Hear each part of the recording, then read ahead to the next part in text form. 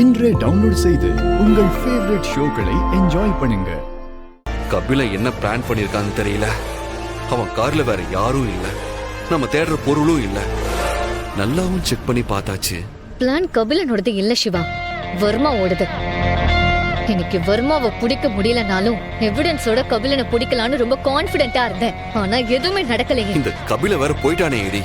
அப்பதான் அந்த ஊர்வலம் குறுக்க வந்துருச்சே. நேரம் காலம் தெரியாம ஊர்வலம் போய் சாகடிக்கிறானுங்க.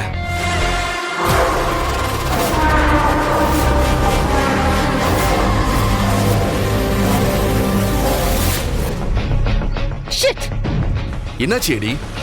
நம்மள நல்லா ஏமாத்திட்டு போயிட்டான் அந்த கபிலன். எப்படி சொல்ற? அந்த சாமி ஊர்வலம் வந்தாங்கல்ல, அவங்கள கவனிச்சீங்களா? அவங்க எடுத்துட்டு வந்தது பெருமாள் சிலை. ஆனா எல்லாரோட நெத்திலையும் பட்டை இட்டிட்டு இருந்தாங்க. அப்படின்னா அவனுங்க எல்லாம் அந்த வர்மாவோட ஆளுங்க தான். கபிலன் அவங்களோட சேர்ந்து நைஸா எஸ்கேப் ஆயிட்டானா? எடி, நீ உடனே அடுத்த செக் போஸ்டுக்கு ஃபோன் பண்ணி அவனுக்கு வந்தா தடுத்து நிறுத்த சொல்லு.